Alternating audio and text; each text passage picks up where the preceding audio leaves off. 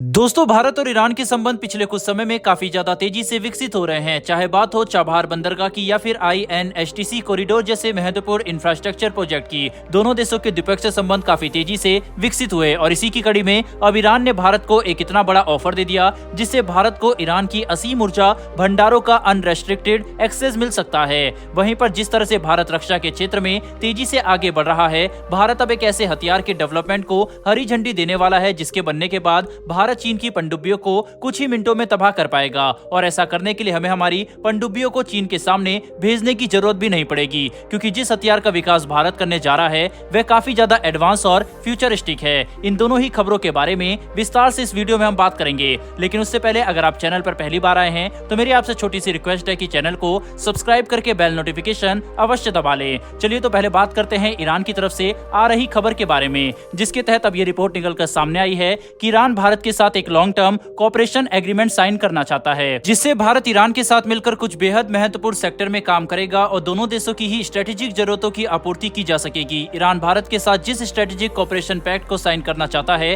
उसके तहत भारत ईरान के एनर्जी सेक्टर में काफी बड़ी मात्रा में निवेश करेगा, बिल्कुल उसी तरह से जिस तरह से चीन आज के समय में ईरान के अंदर लगातार निवेश कर रहा है। और ये बात भी काफी महत्वपूर्ण है कि ये एग्रीमेंट जो कि ईरान भारत के साथ साइन करना चाहता है वह भी चीन के साथ साइन किए गए एग्रीमेंट की तरह ही होने वाला है। आपको ये बात जानकर काफी हैरानी होगी कि कुछ समय पहले ही चीन और ईरान के बीच में एक बेहद ही विशाल स्ट्रेटेजिक एग्रीमेंट साइन हुआ था, जिसके तहत चीन ईरान के एनर्जी और ट्रांसपोर्ट सेक्टर में लगभग $400 बिलियन का निवेश करेगा और ये निवेश अगले 25 सालों तक लगातार ईरान के अंदर किया जाएगा। यानी कि चीन हर साल ईरान के अंदर लगभग $16 अरब का निवेश करने वाला है, जो कि काफी बड़ा अमाउंट है, जिसकी वजह से ईरान और चीन के संबंध काफी ज्यादा मजबूत हुए। चीन न कि सिर्फ ईरान के साथ आर्थिक स्तर पर अपनी साझेदारी बढ़ा रहा है, बल्कि डिप्लोमेटिक स्तर पर भी ईरान के साथ चीन की एंगेजमेंट काफी ज्यादा बड़ी है, जिसकी वजह से चीन का प्रभाव ईरान पर लगातार बढ़ते जा रहा है। ऐसे में भारत के स्ट्रेटेजिक हितों को खतरा हो सकता है, खास करके चाबहार बंदरगाह और INSTC जैसे विशाल प्रोजेक्ट चीन की नजर में आ सकते हैं,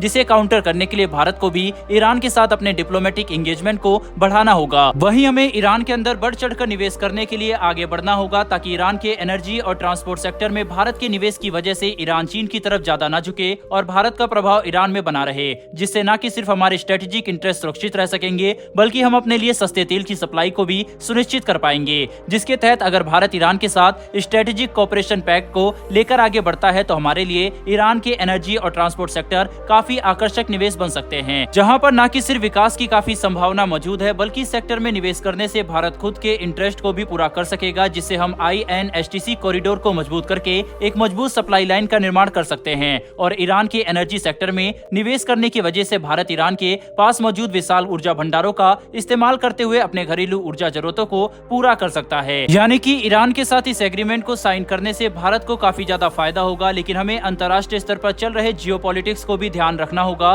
ताकि भारत को इस एग्रीमेंट से किसी भी तरह का नुकसान न हो। बहरहाल बढ़ते हमारी दूसरी खबर की तरफ, जो कि डिफेंस सेक्टर से जुड़ी हुई है, जिसके तहत अब भारत एक ऐसे हथियार को विकसित करने के लिए हरी झंडी देने जा रहा है जिसने चीन की धड़कनें बढ़ा दी है, क्योंकि यह हथियार खुद में तो काफी छोटा है, लेकिन ये चीन के पास मौजूद पनडुब्बियों के पूरे बेड़े को तबाह करने की क्षमता अपने पास रखता है। दरअसल दोस्तों, ये खबर निकलकर सामने आ रही है कि इस बार होने वाली DAC यानी कि डिफेंस एक्विजिशन काउंसिल की मीटिंग में भारत अपने एंटी सबमरीन वारफेयर को नेक्स्ट लेवल पर ले जाने के लिए HEAUV मतलब high endurance autonomous under water vehicle के विकास को मंजूरी दे सकता है, जो कि समुद्र में किसी आर्म ड्रोन की तरह होंगे, जिनका इस्तेमाल दुश्मन की पनडुब्बियों को तबाह करने के लिए किया जा सकेगा। हालांकि शुरुआती दौर में इसका विकास केवल दुश्मन की पनडुब्बियों को ट्रैक करने के लिए किया जाएगा, जिसके तहत इसके अंदर बेहद शक्तिशाली एक्टिव सोनार और अलग अलग मजबूत सेंसर लगाए जाएंगे। लेकिन भविष्य में इसका एक शक्तिशाली आर्म्ड वेरिएंट भी बनाया जाएगा, जो कि अपने साथ हथियार ले जाने में भी सक्षम होगा। साथ ही पहले चरण के तहत विकास किए जाने वाले HEAUV लगभग 15 दिनों तक लगातार पानी के अंदर रह सकेंगे, जो कि काफी बड़ी बात है।